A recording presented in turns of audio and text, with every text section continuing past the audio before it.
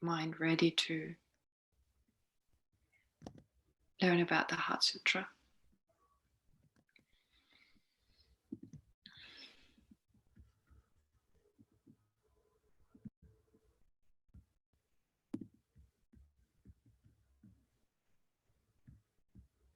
So just do some breathing, just breathing meditation.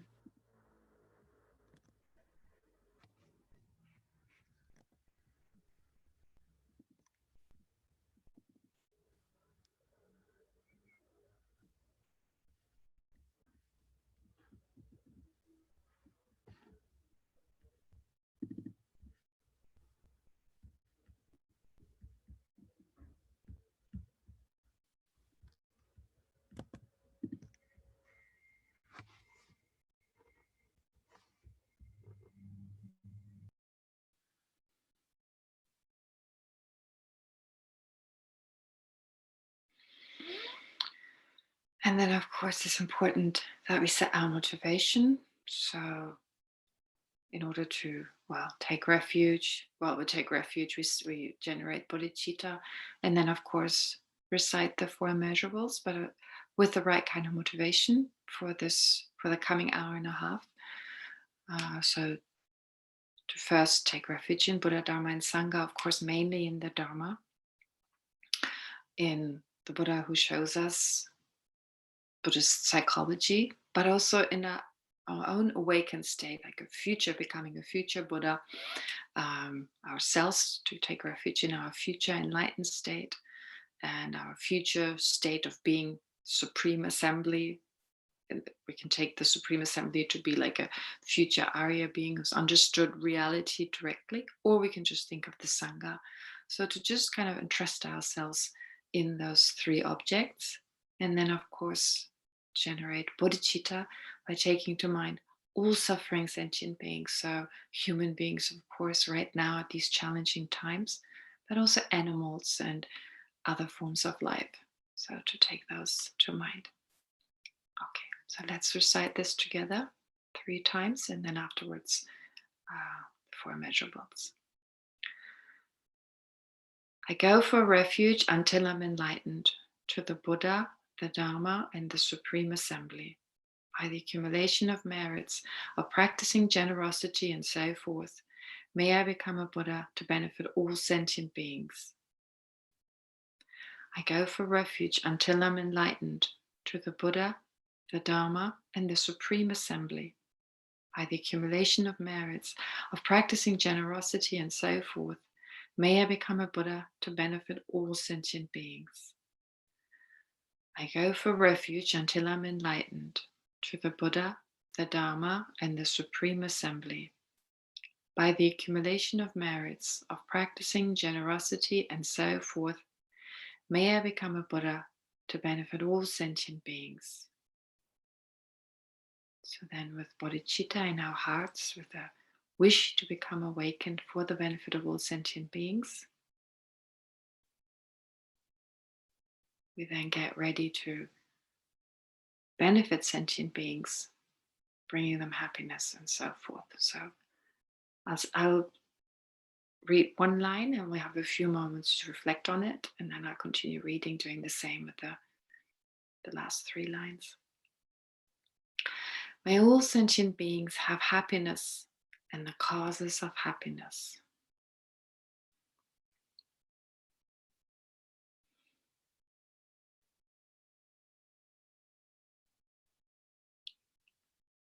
May all sentient beings be free from suffering and the causes of suffering.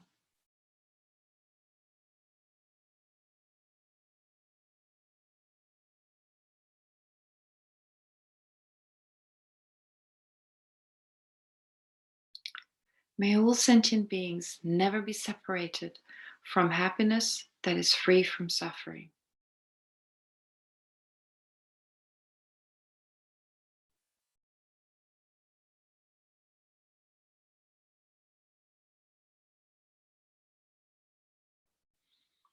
May all sentient beings abide in equanimity, free from attachment for friends and hatred for enemies.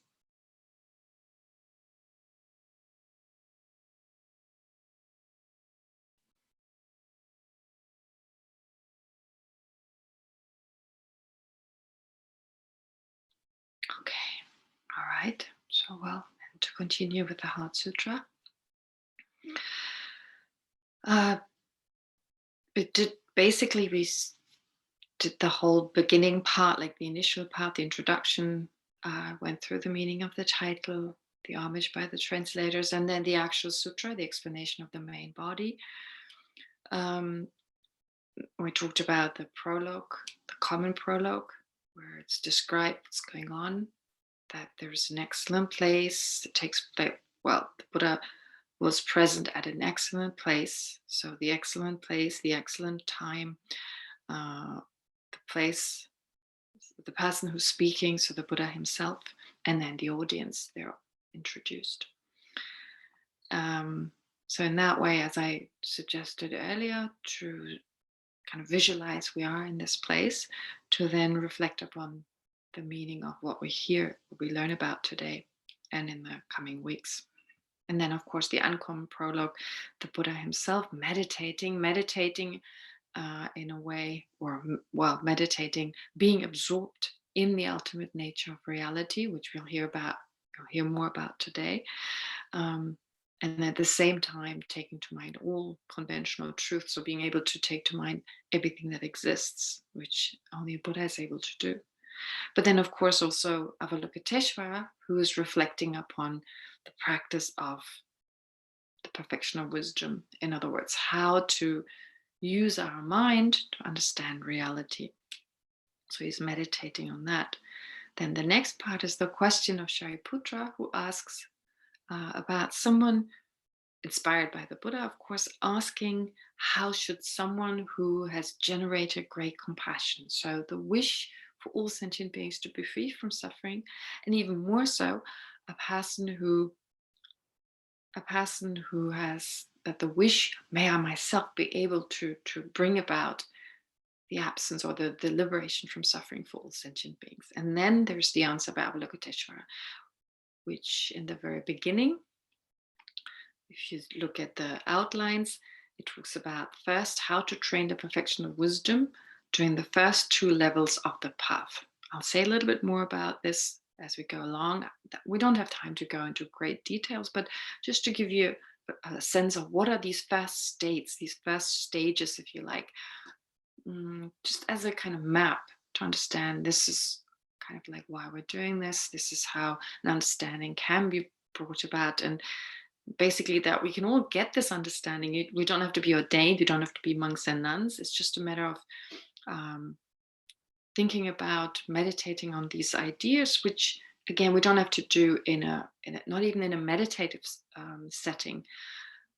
Sometimes I think it may put people off, that they think, well, I'm busy, I can't sit for long, my legs hurt, my knees hurt, everything aches, I can't concentrate for long. And so not wanting to sit down and meditate for longer periods. Well, we should still try as much as we can. If it's just 5 minutes to do it, at least do shamatha meditation on concentration, so to get our mind more stable, more concentrated. But even in like daily life, well, the best would be in any kind of situation to reflect on what we learn here right now. So last time I spoke about the self. How often do we reflect on a situation? For instance, something happens, we get upset, we get angry, and we take a moment to think, well, what just happened? Why did I get angry? What is it that got angry? What is it that feels hurt, that feels insulted, and so forth? So I think this is what practice is all about. Of course, it'd be great if we can do extended retreats. And if we have the time, we should do that every now and then, do some retreats. But even throughout our day, and that's more important, throughout the day, whenever a situation arises, to find a solution to the problem, of course, but also see, what does Buddhist psychology offer? Is there something that I can take on? And it doesn't always have to be the same. We learn different things and then we may apply those. Also, in relation to that, there is, I've quoted one of my teachers a few times, who's recently been teaching a lot. Right now he's in Malaysia, of course, also because of the situation. He won't return to India until everything has cleared. But he has given a lot of teaching. Some of you were present. I know some from Israel came, and he's an amazing meditator. And he has a very unique way to talk about emptiness, to talk about many different difficult topics, but in particular emptiness. He's a wonderful teacher, and his website is up now. There's a website. It was put together by Tia from Italy and Felipe, who's currently at Tushita. So the two of them worked very hard to put it together. And I sent the link to Shir, who can send it on to, oh, there is, yes, who could send it on to you. So it's very easy. If you just put his name, Geshe Kelsang, you'll find his website. And there's a lot of material that's already been translated into English, audio files. And you may find his style very helpful. He really is unique in his approach.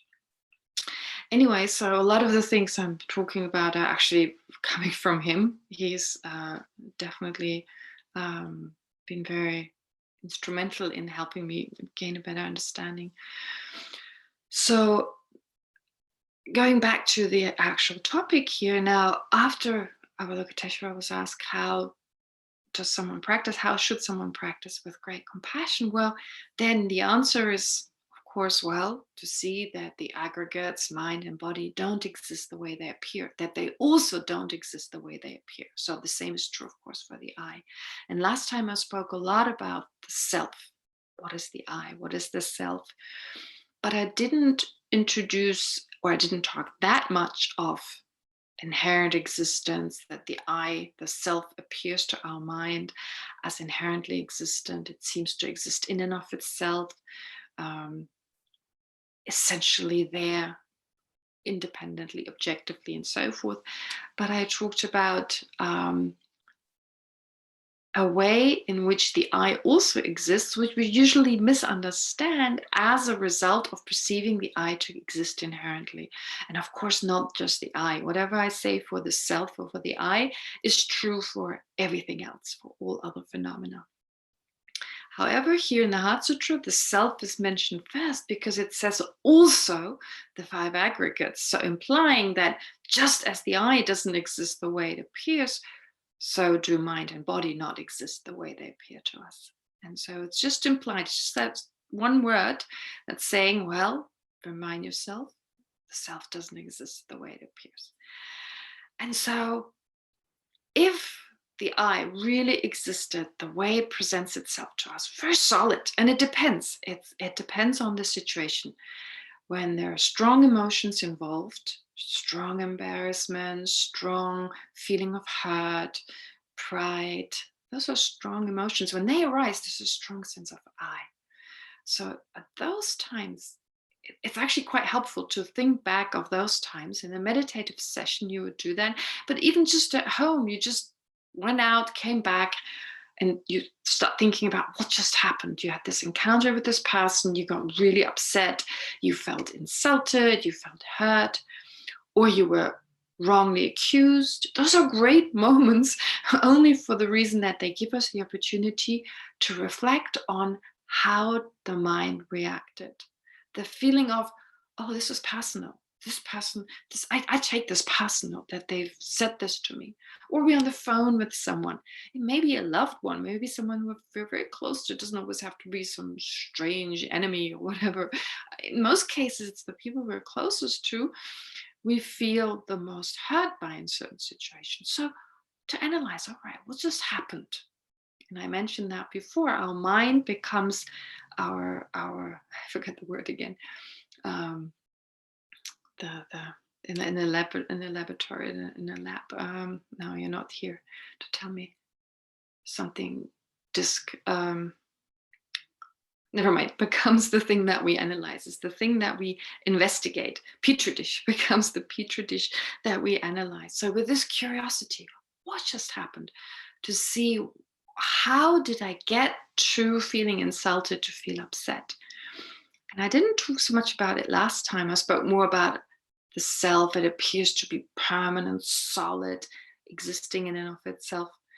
But what's also really important in this context is, of course, to understand why this is important. Because oftentimes when I talk about the self, some people react by saying, well, okay, it's fun to talk about emptiness. It's fun to think about how it doesn't exist logically, how it's contradictory and all that. But what's the point? Like, what? I don't care. Like, what's, I understand, I don't understand it. It doesn't really change anything. Well, of course, that may be how first start if we don't understand how a misapprehension of the I leads to all our problems. Now, basically, we all understand that being self-centered is something negative. I don't think there's any culture in this world that wouldn't think being selfish, being self-centered, that is a problem. Um, and we all have a certain degree of self-centeredness. Some people are more self-centered, and then we may point out, oh, this person is really selfish. They're really egotistic or whatever. But actually, we all have a certain degree of what's called self-centeredness, which is described as a type of attachment to the self, believing that my happiness is more important than that of others, putting my own benefit, my own happiness before that of others. But that's not the main problem. That is a problem. And that is, well, said to be one of the main causes for why we suffer. But there's something that precedes that. And that is, of course, our misapprehension of how the I exists. There's a sense there's some solid I that I need to protect, that I need to gratify, that I need to look after. Because if I don't look after that self, well, no one will. And as I said last time, this was also from Geshe Kelsang's teachings. Like he usually, well, he said it on a few occasions, that we're real slaves to the thought I. All day long, there's the thought I want, I don't want, I'm hurt, my this, my that. So we analyze a lot of aspects about what I need, what I don't need, what kind of food I want, what kind of people I want to be with. We're very good with analyzing, but we never analyze what is that I? What is the I that wants, that doesn't want, that makes me run to get this particular food, to hang out with these people, etc. So this is what this sutra is talking about. And not just with regard to the I, but since it starts with that, and then the reasoning is the same for other things. And there's a whole list of things. It's not this, it's not that, and so forth. So we'll have the opportunity to analyze this together. Now, regarding that misapprehension, so the sense there is really something there, something I need to protect, I need to worry about. Its well-being is important, its reputation, its success. I need to be someone. I want to. So this sense of an I, this sense of something there leads to, well, my happiness is more important, and therefore that which is mine is more important. And it gives rise to, well, attachment to the I is already there. Once I've perceived of an I that exists in and of itself, it's there, so I hold on to this. Then I'm attached to my happiness, and from then onwards, whatever happens to me on a daily basis is judged, is dealt with based on that. Is it good for my I? Is it good for my success? Is it good for my this and that? And so we worry constantly because we need to protect this. We always after like, I protect my success, what's mine, at the expense of what's others possibly. And so we keep worrying about this, that, and the other. So one thing that could possibly help if things go terribly wrong, well, what is this I really? What is this I that feels hurt, that is worried? To just take a moment, even if we don't fully understand, but if we have a sense, well, since the Buddha and many other lamas have talked about so much about the self, like His Holiness the Dalai Lama speaks about it so many times. Geshe took the Pesang, so I'm just repeating what they're saying, basically. So since they're talking about this, there must be something to it. Maybe just that gives us a sense, okay, that self that I so much worry about right now, well, it doesn't exist the way it appears. But of course, that's not enough. We need to do more than that. We need to analyze, of course, if this self, the way we perceive of ourselves is something solid there, so unchanging. I talked about impermanence last time. Unfortunately, we don't have that much time, and it's not a class on impermanence, but if you really went more into detail, if you thought about impermanence more, the fact that everything changes moment by moment, already then you get a sense that there's nothing really solidly there to hold on to because of the constant change. The I is different from moment to moment. Every situation is different. Every day is different. We would like it to be the same, possibly in some situations, but that's just not going to happen. That's wishing for quicksand to be solid. So therefore, first to understand that everything is constantly changing, that the I is changing, that things are changing, but to also understand that there is no solid I that controls mind and body. And here, without going more into impermanence, but of course, whatever we do will affect our wrong sense of impermanence. But if you just look, where could that I, if it really existed, where would it be? So to really take that time, to make time. And when we studied the Perfection of Wisdom Sutras over many years, debating them, etc., one thing our teachers would always tell us, Gensula, for instance, would always say, and it's in the scriptures, it says it in the text, whatever you hear, take it as a personal instruction. So initially it was like, nah, what?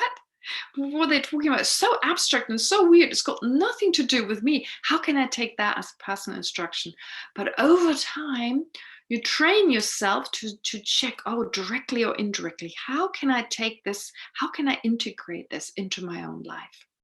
So hopefully we can do the same here together with this sutra. It's got so much in it, so difficult. But like, well, what I just spoke about, if you've had a rough day, if you had an encounter, okay, well, the only good thing about that negative encounter, negative in the sense strong emotions arose and you continue. So take that time. I felt hurt. What is the I that felt hurt? Where is that? So just to take that moment to sit down comfortably with a cup of tea, a cup of coffee. It doesn't even have to be in an uncomfortable kind of position. Just try to sit with it in a concentrated manner and just go, well, if there is such an I that was just now insulted, it could only be where my body is right now. Okay, I think we can all agree. If there is such a self, well, we can only find it within the area, within the space of the body. I don't think, I mean, we don't even talk like that. He was looking at me when he's looking at the person next to me. So the person looked at me, it's always directed at the body. The person insulted, the person touched me. When they touch a part of the body, we say that the person has touched me, the person has hit me, the person has pushed me. And then, of course, when language is used, the person has insulted me. So basically, we talk of three doors. They're called three doors in Tibetan, three doors. So it's body, speech, and mind. And another person can hurt us actually directly only through speech and body. So taking hurt, because that's usually what makes us, what upsets us, what frustrates us, makes us angry. So the mind cannot directly hurt us. We don't know what the other person is thinking. It's through the expression possibly, or through what they say, or how they maybe hit us or push us, whatever. So physically, their thoughts can express themselves. So it's either through physical actions or verbal actions. Now, if we analyze any of those, well, when we first analyze the self, so either we hear words that upset us, or physically, or we see an expression, we see someone rolling their eyes when we're saying something, or just physically someone touches us in a way we don't like or pushes up, whatever. All right, so to just check. All right, we feel the I feels hurt. Now, how does my body connect to this I? If someone, for instance, touches my arm here in this area, am I saying so I say, oh, he's touched me, he's poked me. It may be a little painful, or Geshe, he used the example like his finger is dirty, so he kind of, maybe he's got a corona finger or whatever. I think I'm suspecting the person's got corona, and so there. Anyway, so they touched me.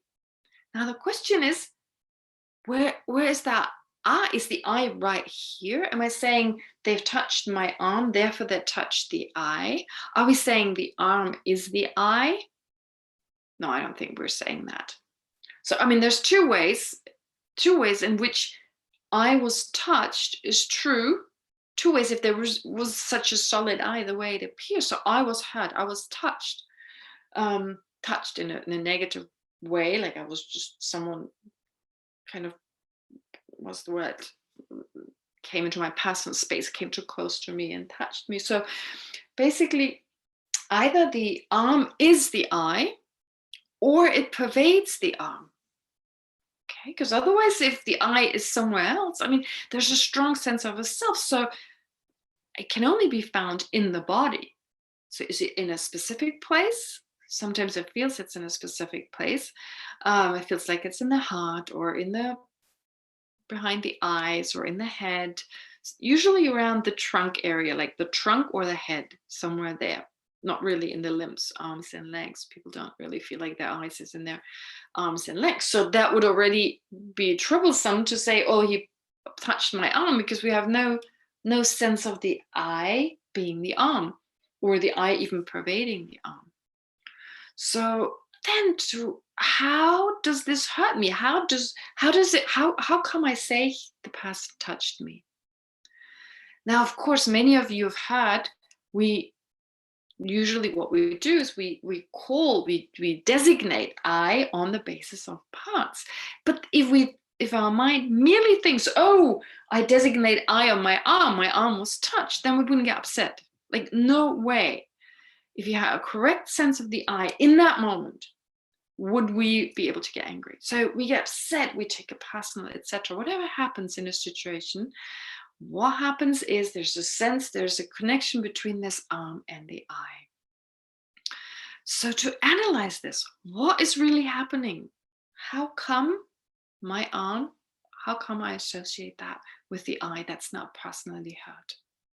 And usually in the Perfection of Wisdom Sutras, not in this sutra so much, but in other sutras, they talk about there's reasoning. There's reasoning that we can apply that shows us that the I doesn't exist. Now, usually it is presented in a way, well, the self doesn't exist the way it appears because of da da da da. But that's a very simplistic way of describing it. It's actually done in a different way, especially in the high school, which is very effective. It's like you pretend there is such a self. You think hypothetically, if such a self existed, what would be the absurdity? What would happen? So we're just taking this as a given. If the self really, the way it appears to us, were to exist, well, either it would be found in the body, no question about it. Or if I had to determine a space where it exists, well, it could only be in the space of the physical body. All right. Now, therefore, I don't need to look elsewhere. Mind and body, that's what I'm interested in. And of course, the mind is also within the body, which is why if we associate the I with the body, it's all right to look in the body. Okay, so then if the self is either the same as mind and body or different. Now, you've done this analysis, but let's do it again together. If there is this I associate it with mind and body. All right. See whether you agree or not. So associate it with mind and body. If it was separate than mind and body, if there was something separate, some separate entity that I call the I, which it feels in moments, I have my moments when I feel like, oh, myself, I have a good mind, I have a good body, or I don't like my mind, I don't like my body. It seems to imply an owner of mind and body. Oh, I don't like, I'm such a stupid, my memory is so bad, I don't like my memory, I don't like my body. So there's a sense there's something separate, there's a separate entity. But that would be so bizarre. It would mean if there's a separate entity, well, if it exists separately, how separate does it get? So separate that it's permanent, and it appears to us sometimes permanent. Would that mean I never change, my mind and body change? Well, then whatever I learn, I'll always be the same person. I'm the same person when I'm 5, when I'm 10, etc. But even if the self is influenced by mind and body. All right, so it is influenced, but what is this owner? What is this what is it? What is this owner that owns a mind, a memory? What is this owner that owns a body, that controls the body? And if it's separate, I should be able to, hypothetically, of course we can't do that, but separate the body, separate the mind, and still have that eye. I mean, really think about it. What kind of eye would that be? Would it have a color? Okay, probably would probably say no, it's non-physical. So some non-physical, but what would that be? Would it be anywhere? It actually doesn't make sense, because we think of ourselves, we define ourselves by our eyes. So, sorry, by our mind, our body. Anything you say about yourself always concerns your mind or your body, right? If I ask you to describe yourself, you probably describe yourself physically, what you look like. Well, you may say, what nationality do you belong to? Okay, that's your passport. But again, that has to do with your physical body. That comes from your parents and where you were born, where that body was born. But usually, if I also ask you about your character, you would say something about your mind. I'm a kind person. I can be kind. I sometimes can lose my temper. I'm good at cooking. I'm not good at doing this. I'm good at that. So everything you say about yourself is you're saying something about your mind and your body. Okay. So therefore, to say it's totally separate will be difficult. Okay. So if you really go through this, if hypothetically there was such a self, there must be that link. And what could it be? Could I really remove mind and body and be left with this I? And in particular, when you feel hurt, all right, take that moment, go back to that moment. I felt hurt. Okay, the I feels hurt. But what is that? Like, what is really hurting? My body's not hurting. A mind is hurting. A mind is hurting other than the mind that's really annoying with the other person. Right? So therefore, to check in which way is the I hurt? All that's hurt is a mind. It's a mind that experiences an unpleasant feeling. So what's got that to do with the I? Of course, sooner or later we'll think, okay, no, that doesn't make sense. The I, no way. It couldn't work that way. So then we look at mind and body. Okay, so mind and body are the self. So look at the mind. The mind. Is the mind the self? Is the body the self? Well, none of those are the self, because we said all the part, if every part was the I, that would be like saying many cats are a dog, right? I mean, each part is a non-I. The every mind, none of the minds, and there's so many different minds. I mean, in one moment we have 5 sense consciousnesses, plus we have a mental consciousness. We can even have more than one mental consciousness at one time. There's a bit of debate on that, but we can have more than one mental consciousness. You can have, through the force of meditation, you can watch your own mind. You can watch one mental consciousness with another mental consciousness. So you can have more than one.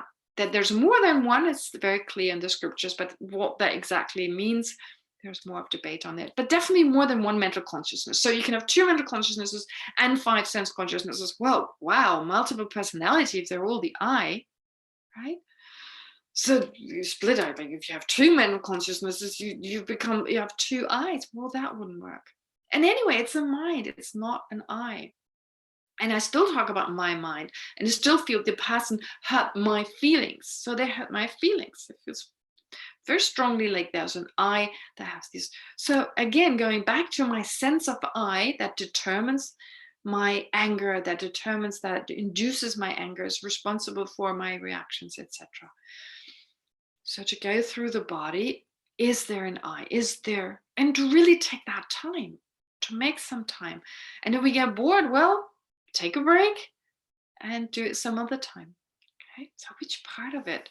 Of course, usually the favorite is the collection of parts. That's the body. Sorry, that's the I. The collection of mind and body, all of those.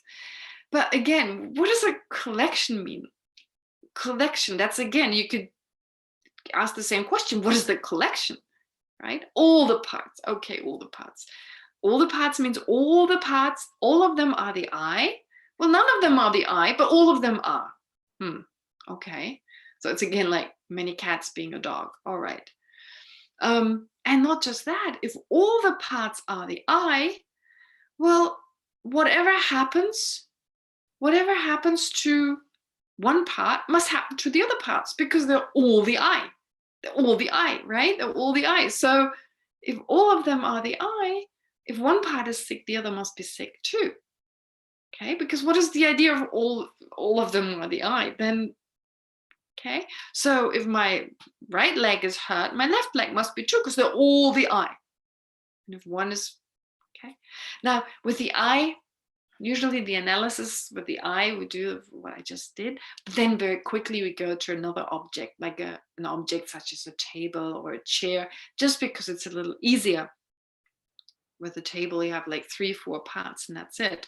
So with the I, well, we don't even understand all these parts. We understand the body, yes, but the mind is still a mystery to us. So we don't know that much about the mind. Therefore, it's much harder. It's much easier to understand a table, but the same reasoning applies. Okay, so therefore, it feels so solid. Everything is about the I. Everything is about what is mine, my reputation, my success, and all that. So, what is this I? Is it separate from mind and body? Is it exactly the same? And the thing is, actually, no way we'll be able to find it. We won't be able to find such a solid I just because it doesn't exist. But it doesn't help if I say so. It doesn't help if the Buddha says so. It doesn't help if anyone says so. You yourself have to come to this conclusion. It's only you yourself. This is why in Buddhism, this is something we learn when we study the second chapter of the Pramanavartika, for instance. It is very clear that scripture is not a correct reason. Someone saying something can never be a correct reason that you can apply in order to get an understanding. In other words, the I doesn't exist because someone said so. Well, you can repeat that as often as you want. You can meditate on it for however long you want. That reason, because someone said so, will not lead you to an understanding of the self not existing in the way it appears to us. It really needs other reasons. It needs other reasons, such as the fact the I cannot be found upon analysis. And then you need to do the analysis. And when you can't find it, when you yourself realize, I just can't find it, I can't find that self, that's the moment where you can take it you can't come to the conclusion, well, it's not there. I couldn't find it. If it was there, I should be able to find it, but I can't. Sometimes people say, well, maybe it's this mysterious thing. Our mind just can't understand it. It's so deep. But then why is it there the whole time? It's so obvious. If it's so deep and profound and we cannot understand it, well, why does it's there all the time? I need this, I need that. My feeling is hurt. It seems very, very clear when we're angry, etc. So if it's some mysterious thing in space or whatever, or even within us, that's so subtle, well, then we're looking at the troublemaker. Even if it was there, it's not what gives us trouble. Okay. Anyway, so to give you a sense of that meditation, but of course, another one that's really important, and that goes back to the different words, the different adjectives I used last time. How does the self appear? As something independent, as something born within, for lack of a better word. So intrinsic, as if there was something just naturally there. This got nothing to do with anything else. It's just there. That's how it feels. That's the meaning of intrinsic or inherent. Just born within us, there's something that's the I. Okay. There's a sense that it's objectively. You don't need a mind. You don't need consciousness for it to exist. No, it just is. And because it is, our mind perceives it.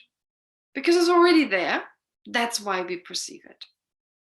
Okay, so when we talk about that which we deny, that the self we deny a self that exists inherently. And we deny a body that exists inherently, or any phenomenon. Nothing can exist inherently. It can exist, but just not with this extra quality. So what is this extra quality? The extra quality we're denying here, we're refuting here, is inherent existence. So with regard to the I, to think that there's something within, just naturally there, and that is the I. It exists born within. It's already there. Okay? It's born within. It's intrinsic. Intrinsic also means it doesn't depend on anything. Intrinsic means it's there. It's essentially there. So if it's there, what doesn't need anything? Remember last time I spoke about water. We said water or fire, take fire. If I ask you, is fire intrinsically big, for instance, or intrinsically small? In answer to that, you'd say, no, it depends on other factors to make it big or small. It's not intrinsically roundish or intrinsically, what else could it be, right? I mean, there are a lot of characteristics about fire that in order for those characteristics to be there, like a huge blazing fire, even the temperature can differ dependent on different factors. But it's hot. It's naturally hot. So its size is not natural to it because it depends on other factors. But it seems that it's hot. Fire is hot. It doesn't need anything else to be hot. Okay, that's the sense we have. So in the same way, we have a sense that with regard to the I doesn't need anything. It's just there. It's just there. And that's true for a table, and that's true for a cupboard, and that's true for a window, and that's true for anything. But we start with the I. Okay, the I is just there. That means intrinsic, inherent. It's just there. Of course, with the fire, last time, I said, well, if the fire really, if heat was really intrinsic in the fire, well, heat is something experienced by a living being. Heat is something subjective.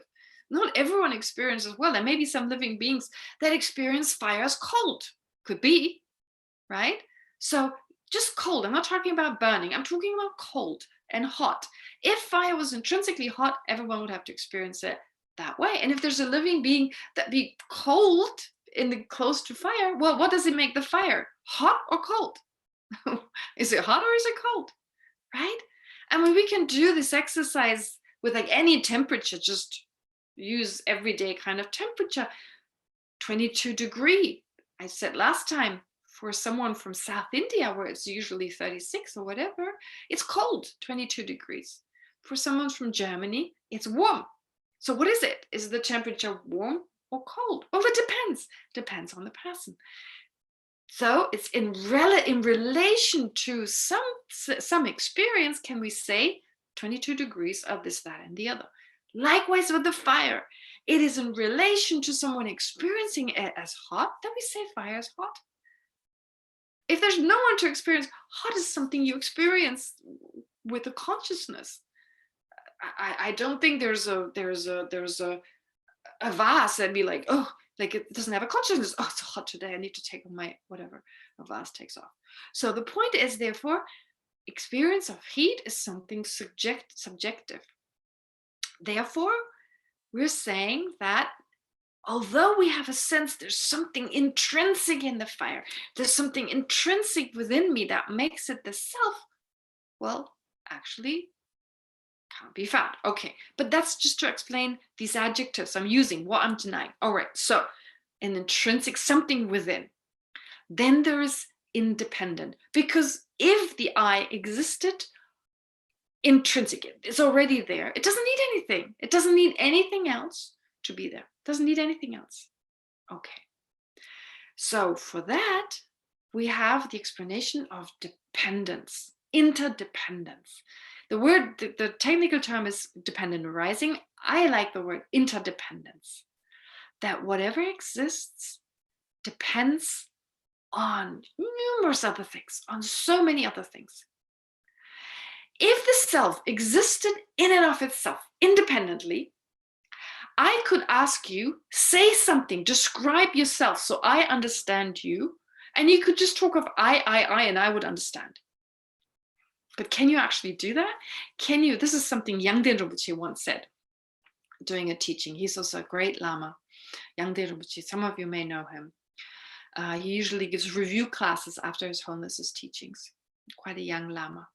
He once said, if the building we were in, it happened to be His Holiness is like the temple, the temple, in the Tibetan temple in McLeodganj, not His Holiness temple, but the temple in McLeodganj. He said, if this temple, if there was some intrinsic templeness, something inherent in it that makes it a temple, okay? In Hebrew, you would say probably temple yud. Isn't that the word? Maya, just give me a nod. Is it right? Yud something, right? Something, I'm saying it wrong. Okay, you can't. Okay, never mind. You know what I mean? Like a templeness. If there was a templeness, if there was some temple, if there was a temple within that building, if there is already intrinsic in it, already inherent in it, you could talk of the temple without having to refer to anything else. You could just talk about it and we would all understand it. But of course you can't. What do you say when you say temple? You say there are these walls, there are these doors, there are this ceiling. You're always talking about something other than the temple. You're talking about cats when you're describing a dog, right? Remember last time when I said it seems the eye relates to the body and to the mind, right? But then if it was mind and body, it's all non-eyes. Those are all non-eyes. It's like many cats being a dog. So every time I like to say something about the temple, I'm talking about something other than the temple, right? And if I ask you, point out the temple, point out the temple. If I ask you, point out this alarm clock, okay? So if I point, you're pointing at something that is not the alarm clock, right? You're pointing at something that is not the alarm clock. Every time here, I'm pointing at the hands, I'm pointing at the whatever, makes the sound, the alarm, etc. So if I ask you to point at something, at a table, point at a table. I can't use the table, I have something sitting on the table now. But if you think of a table, if I had a table here, point out the table. You're always pointing at something that is not the table, its surface, its leg, some part that's not the table. Have you ever noticed? If there was an intrinsic table, if there was something that made this the temple, there was something in it, we wouldn't need anything else to talk about the table. If there was some eye there, we wouldn't need anything else. We could just talk of the eye. Let's leave the rest. Okay, now, what helps us here is to understand if the eye existed intrinsically, was something there. This is how people usually react when they do the analysis. They're like, yeah, it makes sense. It makes sense. It makes a lot of sense. But there must be something there. You can't have something out of nothing, right? The usual one. Okay, something there. All right, if you have something there, you don't need anything else. You have already something there. There's a sense you don't need anything else. It's already there. There's already something there. So that means it exists independently. Doesn't need anything. It's already there. Okay? So therefore, in Buddhism, you have this really important topic of interdependence, dependent arising interdependence. And it's such a beautiful topic. It's beautiful. You can take it in different directions. Here, the Heart Sutra doesn't directly talk about it, but of course it's implied. So, interdependence. First of all, dependence on causes and conditions. If there's already something there, well, it needs causes and conditions. So it couldn't really intrinsically be there already, something be there, because there was a time when it wasn't there, because there were causes and conditions that created it. So they changed to become that, okay, to become this object. So previously it wasn't there, now it's there, okay? And without talking about emptiness directly, indirectly talking about certain emotions. When you think about certain emotions, certain negative emotions, emotions that harm us, aversion and hatred are one, and arrogance is another one. If you think about dependence on causes and conditions, they will be reduced. So it shows already that our sense of something intrinsically there leads to self-grasping, self-cherishing, self-centeredness, just use different words for the same mind. And that in turn leads to arrogance, it leads to aversion, hatred, and so forth. So if you just take an example, arrogance, for instance. Arrogance, What is arrogance? It's a sense, and we all have arrogance. We may not call ourselves an arrogant person, but we all have our arrogant moments. Okay, let's just be realistic. When we feel like I can do better, I know better, I'm a little bit, we all have these moments, right? The most humblest person, well, no, there's some very humble person, I'm sure they probably don't have any. I mean, if they're highly realized, but every ordinary person who's not an arhat has arrogance, right? Okay, at certain times, etc. So sometimes the humblest person may be so arrogant, so they pretend to be humble, right? It could happen. I mean, it's just I want people to think I'm really wonderful, so I pretend to be humble. It just happens. I know from experience. So the point is here with arrogance, there's a sense I've achieved something, like a sense of, I'm not talking about just ordinary pride. All right, I'm okay. I've done something. I can be proud of myself. Self-confidence, that's a good state of mind. I'm talking about an exaggerated version. I'm a little better. I'm better than them. The sense of being superior to someone, the sense of I know things, I can do things, they don't. We all know this, right? At the moment it's a little exaggerated. It goes from healthy self-confidence to like, I'm better, more important. If you think of causes and conditions, what made us better? So many people were involved. When we were born, we couldn't do anything. We couldn't even feed ourselves. We didn't even know how to poop correctly, how to, where to, etc.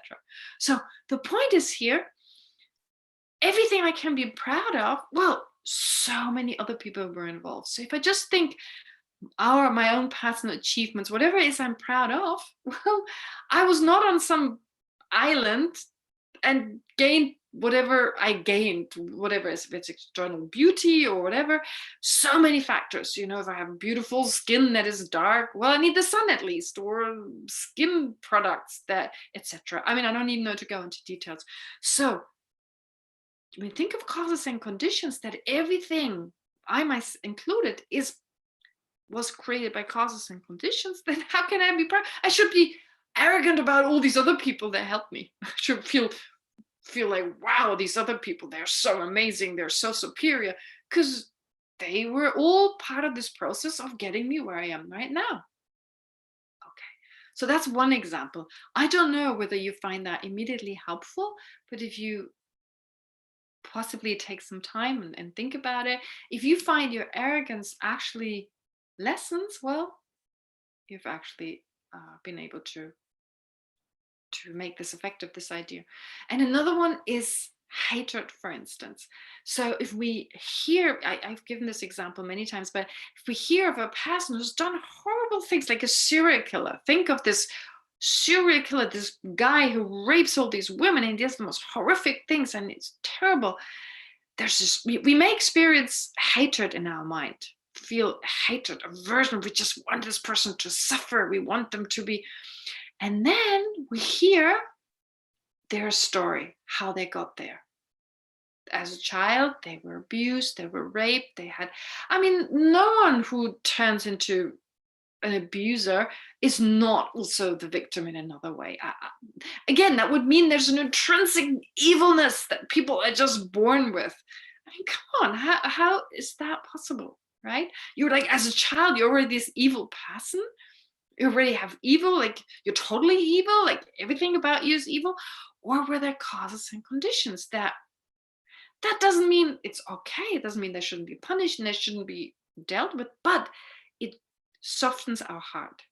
It softens our heart when we think about it. So just from that perspective, and of course, when we think about not just causes and conditions, if we take the next kind of dependence on parts, that as before, the I is not some solid entity, right?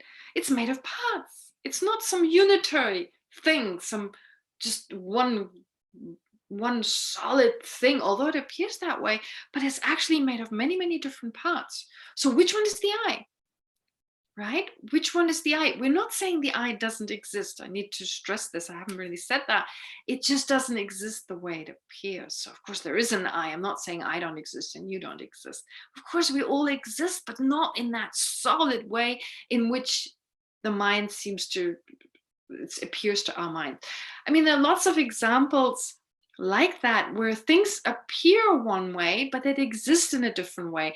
That doesn't mean they don't exist, right? So, for instance, certain objects, when because of an optical illusion, we're not saying that the object doesn't exist altogether, but it just doesn't have that particular color. It's just due to some circumstances that we perceive a certain color.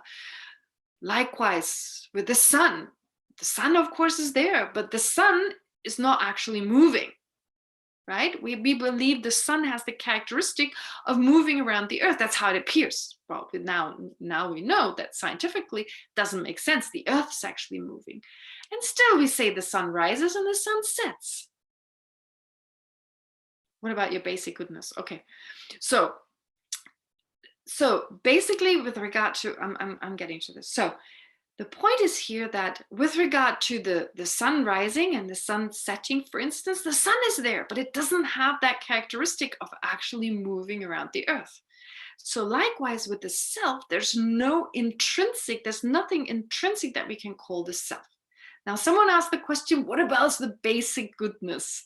Okay, again, conventionally, just ordinarily, in the same way as we say, well, fire is hot, water is wet, the sun is hot, and the earth is moving around the sun, whatever.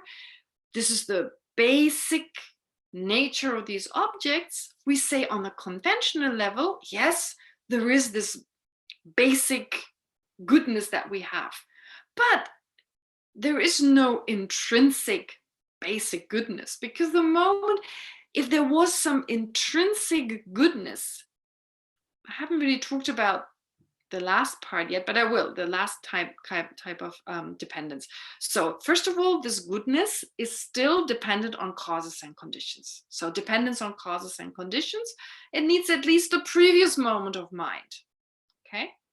And then also this basic goodness, it's made of parts, it's made of things that are other than itself, right? It's not that there's some solid basic goodness. We talk like that, but actually basic goodness means the mind. It refers to our mind. It refers to the clear nature of our mind, the actual nature of being clear and knowing, the ability to love others, the ability to have compassion. That is usually described. So it has all these facets, and none of those is the basic goodness, but based on those, we then talk of basic goodness, which is the third type of dependence on labeling. Basic goodness is the name we give to a whole range of things, certain abilities, functions that our mind performs. Based on that, we talk about basic goodness. So it's true for whatever there is with the self, the I, as previously we talked about the person touching me with their finger, poking me in the arm. We just label I on the basis of this arm. We say, oh, I, because we as society, we have coined certain terms, but it's not just the words, it's also the thoughts behind them. And so here we're basically getting, not to confuse you, at the third type of dependence. Dependence on causes and conditions, I talked about those. Dependence on parts, that everything is made up of parts that are other than themselves. But the last type of dependence, dependent arising dependence, is dependence on labeling, designating. Labeling, designating doesn't necessarily mean to decide I'm going to use this word. What labels? Labeling is our mind, our thoughts, they label. We use words to label, we use other symbolisms, but our thoughts, thinking, this is the I, this is a table, this is this is that. The classic example that really helps us to understand that, the example that they use is that of a rope.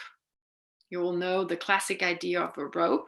You may want to use something else. Maybe it's you've heard this example over and over again. But sometimes people use like a toy snake. But I prefer this old, I mean, may just take a rope that you use in your garage, for instance. There are these beautifully kind of designed ropes.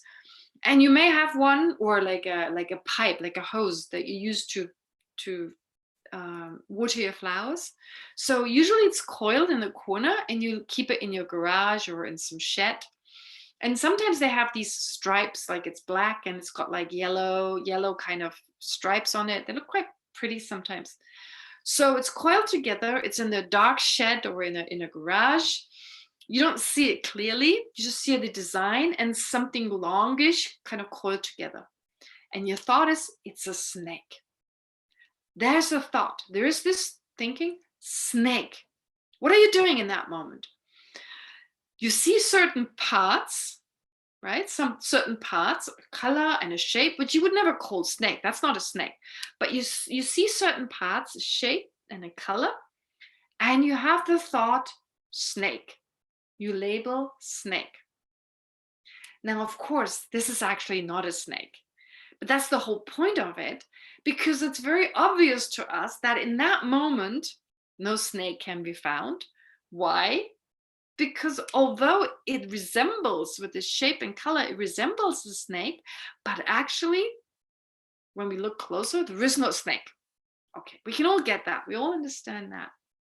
But the point here is, even in the case of a real snake, other than the thought, snake, the object there, the actual snake here, so the actual color and body that we see there, body, and we call that a snake. But from this side, from this object side, there's nothing that suggests snake. We just decided as a society, it has a certain, because it has a certain function, it has a certain look to it, a certain function it performs. Therefore, we've agreed to describe this as snake. In the first case of the rope, in that case, we're just wrong. We just wrongly called this a snake. It's not a snake. Of course, it's just something that looks similar. So the thought snake was wrongly applied to this object. In the other case, where there is actually something that we ordinarily call snake, in that case, we've correctly said snake. But in both cases, other than the thought snake, that snakeness is not found. That snakeness, there's nothing from this object there, the body of this animal, in the case of an animal being speckled and coiled together in the corner. There's nothing saying I'm a snake. Nothing. It's us labeling that. And then we can take other aspects of this object. Whatever we say about this object, it's always a mind thinking, it is this, it is that. There's a basis there, but even that basis, when we analyze it, we don't find anything from the side of the object itself that is a snake or a head or a color, without us having this thought first, without having that thought. So the thought makes it. It's this thought, it's thinking this is a snake. So when we look around, when we see the objects around, this is a cover, this is a snake, this is a car, we think, we have the thought, oh, this is a car because it is a car, and we just identify as such. But from a Buddhist point of view, it's the opposite. It's a car because we call it car, because we think car. And for another living being, it's a different object altogether. And there's no contradiction in that. All right, this is difficult, extremely difficult. It's one of the hardest things. And next time I won't talk about the eye so much. I'll go more into the body. Form is empty. We'll talk about form. What does form mean anyway? Emptiness is form, just taking it on to a different level. But just to summarize, to go back, of course, a lot of what I've said today you've heard. possibly with the same words before, the snake, good old snake, right? But it's so potent. It's so potent. So in the sense that whatever we perceive, the things we perceive around us, they seem very solidly to be this, that, and the other. Basic human nature, snake, cupboard. But these things only exist as this snake or that, in the case of a human nature, because there's the thought it is this, that, and the other. And that is sufficient. That is sufficient. When it becomes that, there is basic human nature. Of course, there is, to come back to that one question. There is basic human nature. No one is denying it. But we're saying that this basic human nature exists subjectively. It needs a mind to think human nature. It needs, well, first of all, causes and conditions. It needs parts. It needs to be made up of things that are not itself. And then made up of these things that are not itself, labeled based on that, we label basic human nature. So what are the parts? Like I mentioned it earlier, it's certain abilities or functions our mind performs. That's it. So based on those functions, based on those abilities, what are these abilities? For instance, the ability to love anyone. We have this basic ability. That's why we can love some people, even right now. That's why we hear about a person suffering, and our first reaction very quickly is, okay, may I be able to do something? Okay, that's this ability that we all have. And then right now, of course, it's very limited because of the I. It holds us like this much. I can love this person, but this much. So our misperception of the I keeps that basic goodness kind of limited. So our love is limited. But we have this basic ability. We have this ability to love all sentient beings. So based on that, we label basic goodness. Okay. So there's no basic goodness that is like pink or orangey or whatever that can be found other than things that are not basic goodness, but based on which we label basic goodness. And there's a consistency to it. We don't make things up. We're not calling it a zebra one day and basic goodness this next day. That's not how it works. There is consistency to it. So things make sense, but they still don't exist in and of themselves. And that is huge for the I. That is big. Because what we worry about, all our worries, all our anxieties are about I and mine. And although once we understand there's not such an intrinsic I and there's no intrinsic mind, that doesn't mean we disappear, but we've got our head free. We've got space in our mind and our head in our space, in our mind, to really do the things that are important, that matter. We have some freedom. This is true freedom. Freedom from this sense, I need to protect this, I need to protect that. Because if that which I try to protect, and we're not trying to protect the conventional I, we don't do that. To us, the I is that intrinsic, real, solid I. That's what we're trying to protect. And there's no freedom. There's no freedom as long as we have that.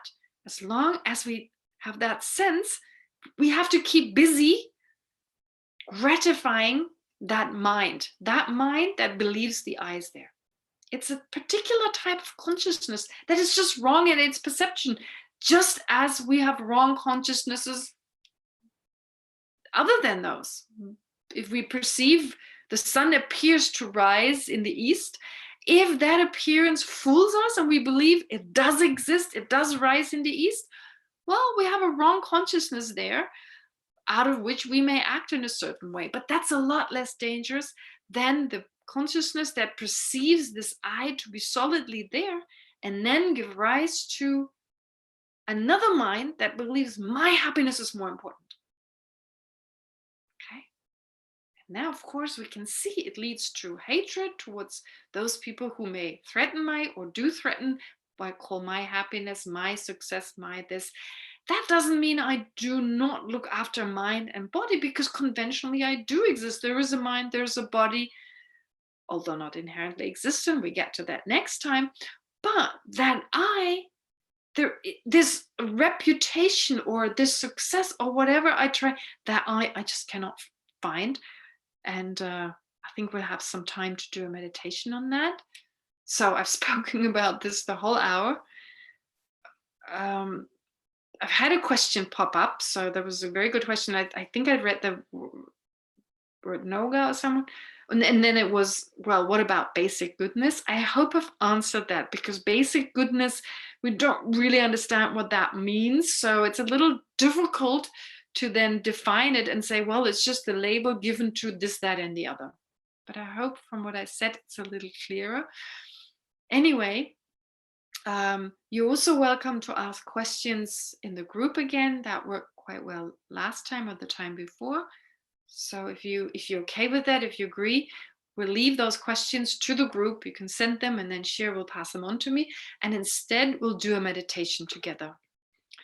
And hopefully, you'll take this meditation into your daily life. You don't have to do it, like I said, on the meditation cushion. You can just do it anywhere you sit, when you have a moment of quiet, especially when you feel hurt, etc.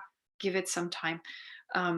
Just reflect on some aspect, whichever feels comfortable in the moment.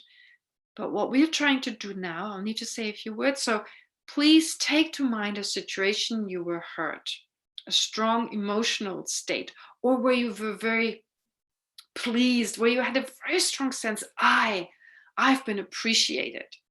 Doesn't have to be necessarily bad, but there's a strong sense of I. We're not talking about appreciation being negative. No, just that sense of I being strongly there, because you want to have a strong sense of I. It's not always strongly there. And that you then take by way of the meditation. I'll lead you through, and keep that I the whole time. This is what you're looking for. And at the very end, last time I forgot to mention, but at the very end, what I'll ask you to do is, after the analysis, after going through the thoughts that I lead you through, then I ask you to concentrate for a moment on whatever conclusion you've come to, whatever insight, whatever it is, kind of, you come to some kind of result, feeling like, oh, it's like this. Focus on that for a few moments and just allow this to sink deeper. Okay. That way you internalize what you've just done. Okay. So let's start the few moments of breathing before I start guiding you through the meditation.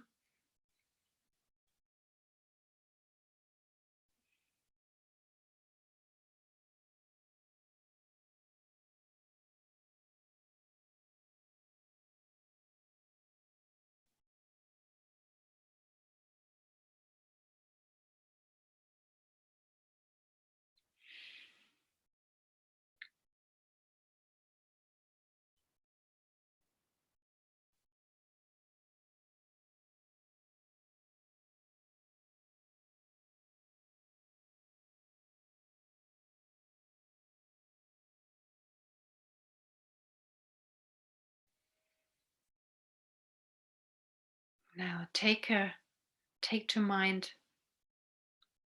a situation during which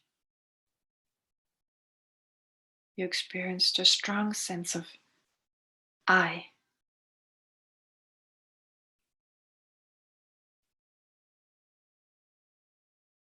Without getting carried away by the emotion at the time, whether it be embarrassment, anger, pride.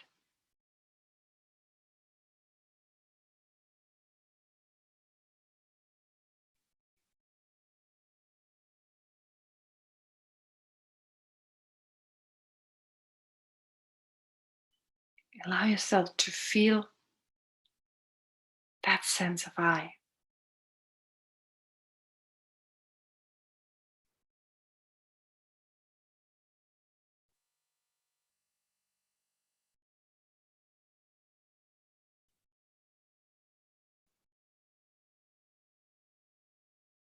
Can you locate it somewhere in your body?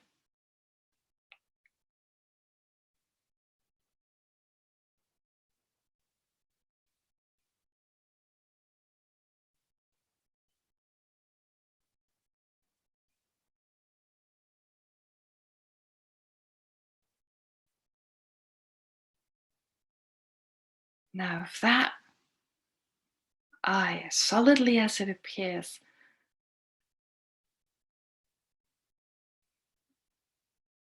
if that existed the way it appears, you should be able to find it.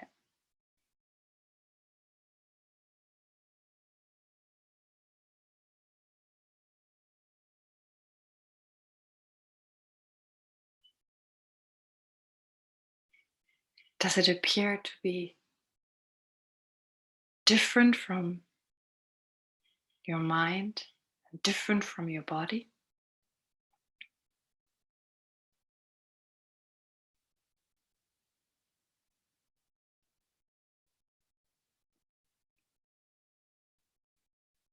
Like an owner or controller of mind and body?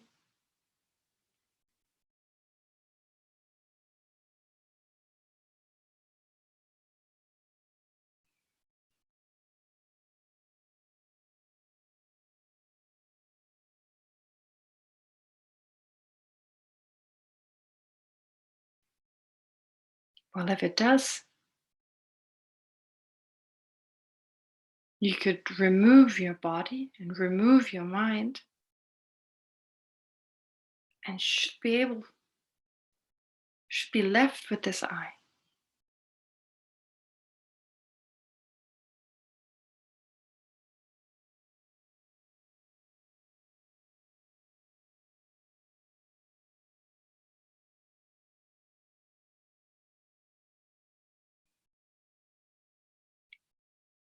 Does that really make sense?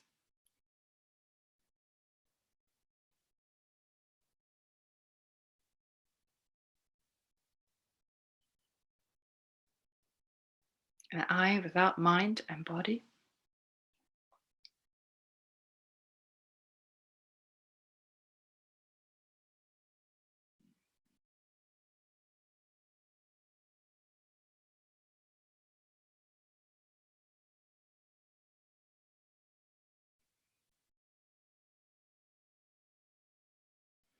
But if the I doesn't exist separate from mind and body,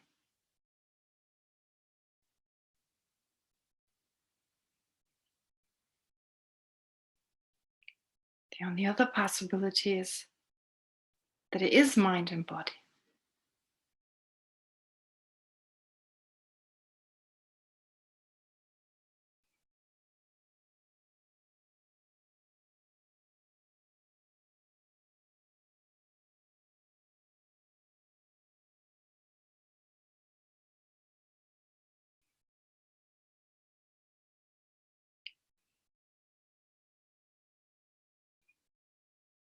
Does that mean every part of my body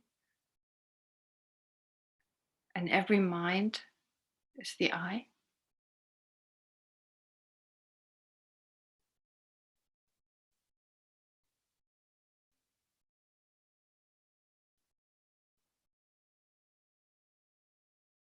Although none of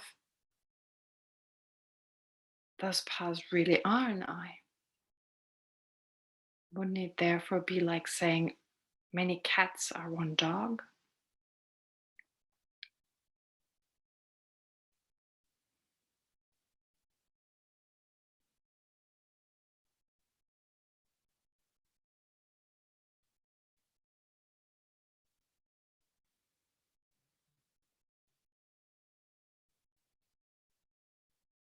And if each part of the body, if each mind, each consciousness were the I,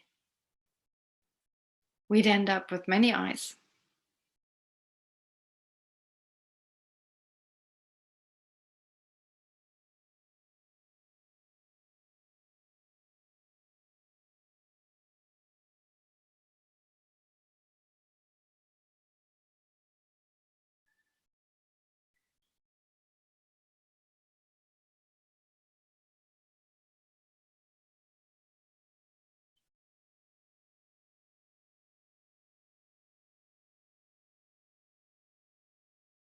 So if each individual part is not the I,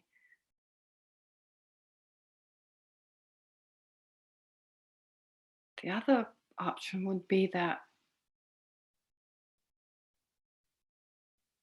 the I is the collection of parts.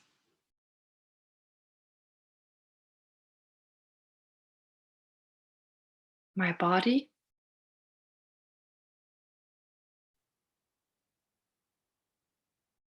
and my mind, the collection of all of those different parts, is the I.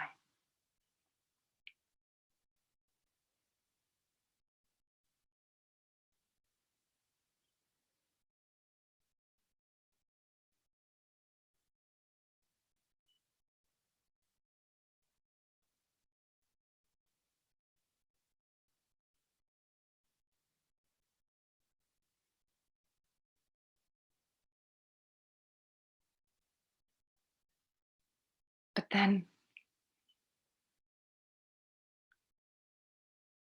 when my body feels sick, my mind would have to feel sick because they're all the I.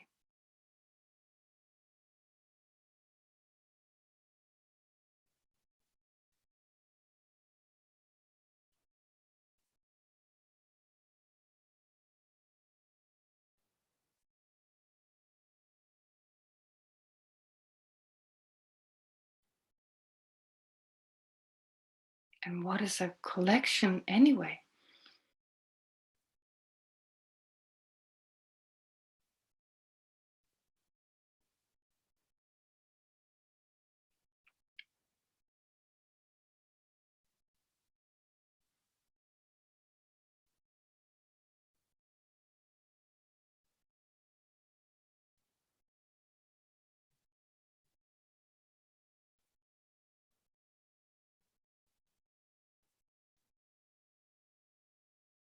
And it still wouldn't account for the feeling that the I controls mind and body,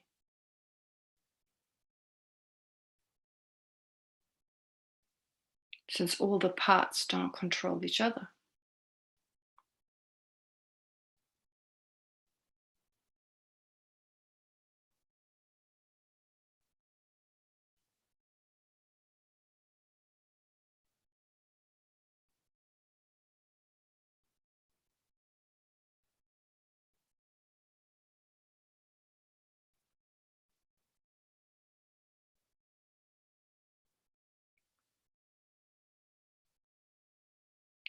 Therefore, although the self appears to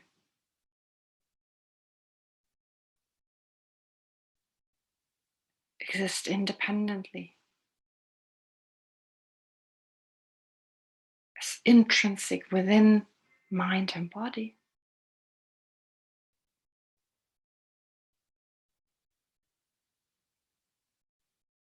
it cannot be found.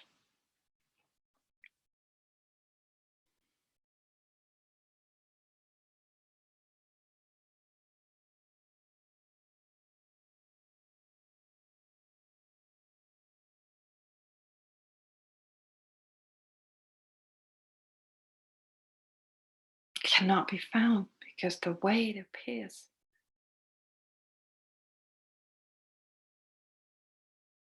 does not accord with reality.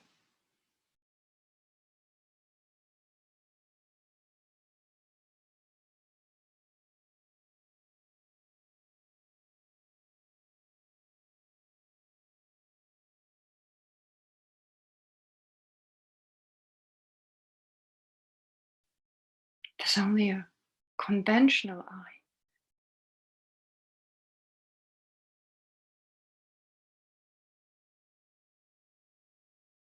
labeled on the basis of mind and body.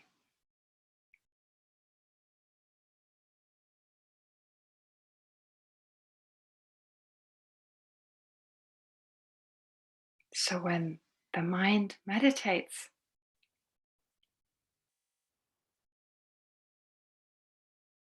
we label I meditate.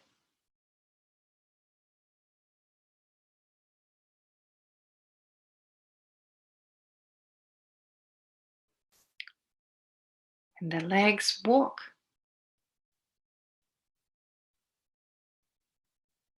we label I walk.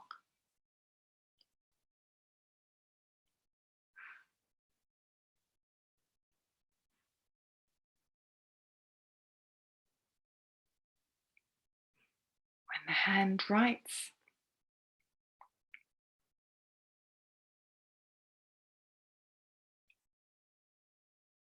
we label I write.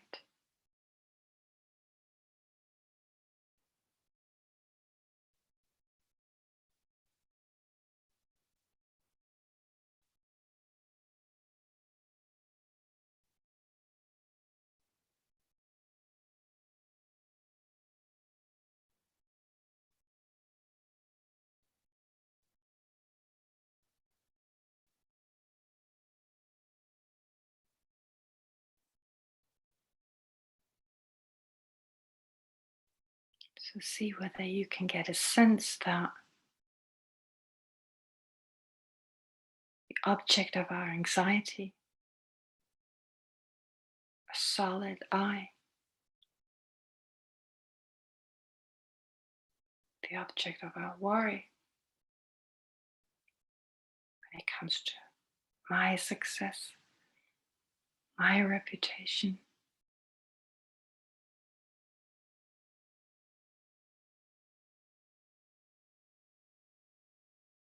such an I just doesn't exist.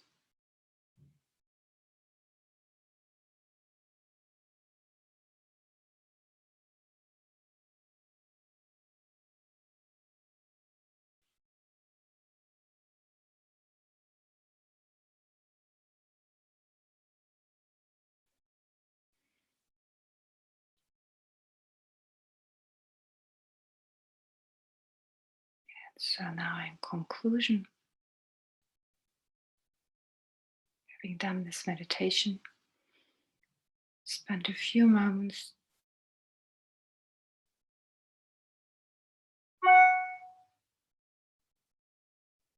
to allow whatever experience you've had to sink deeper,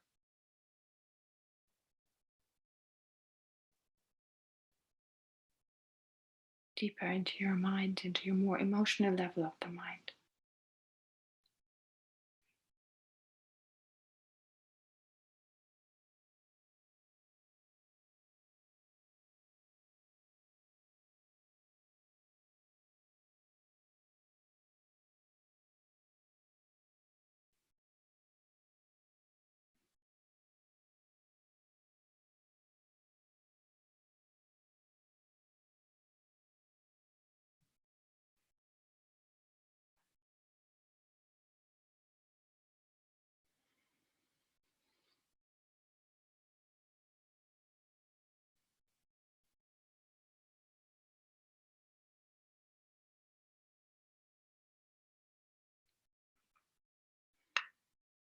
Okay.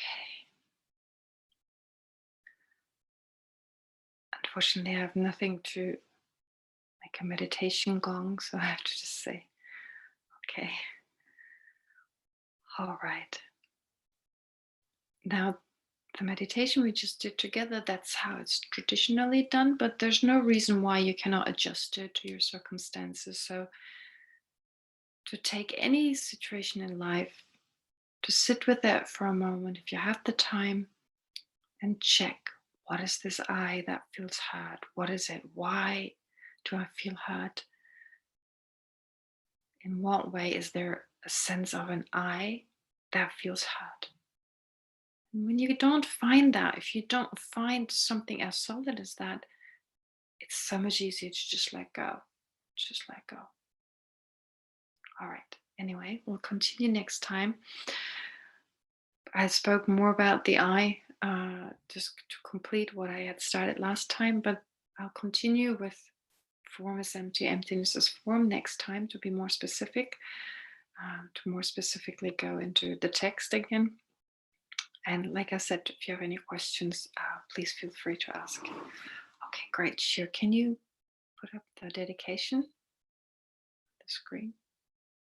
So let's spend this time together to remember that we're doing this not only for our own benefit, but to truly make a change in this world, to benefit all these sentient beings who are interdependent with, who are dependent on, who are dependent on us. So to think of their well-being,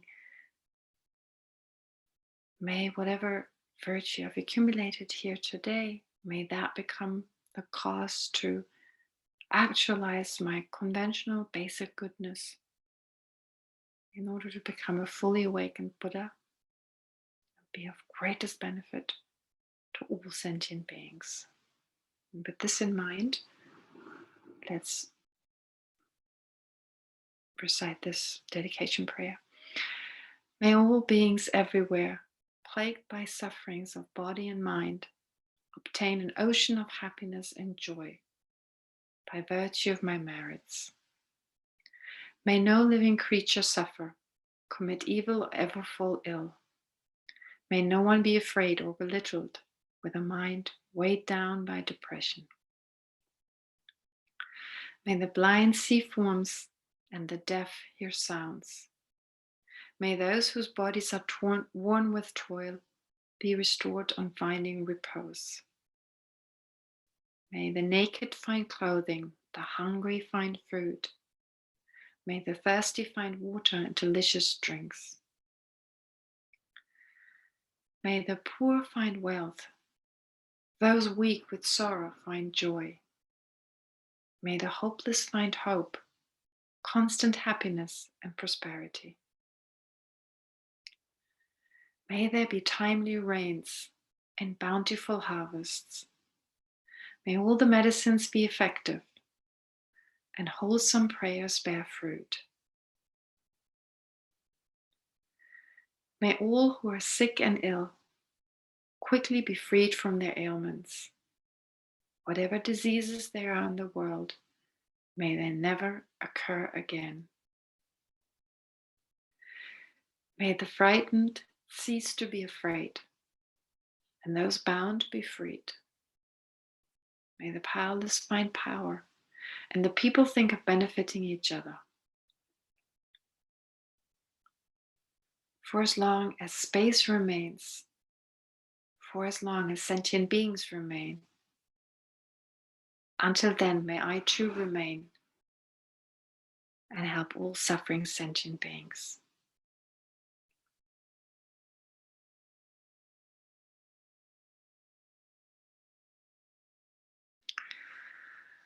Okay, thank you very much, everyone. Have a great week, and please remember the commitment for this week to recite the Heart Sutra on a daily basis. If you prefer in the morning, then do it in the morning to start your day, otherwise in the evening, and to do whatever meditation you can. So whatever you've learned so far, gratitude, of course, being inspired by the presence of the Buddha, etc. The meditations, the way I described them before.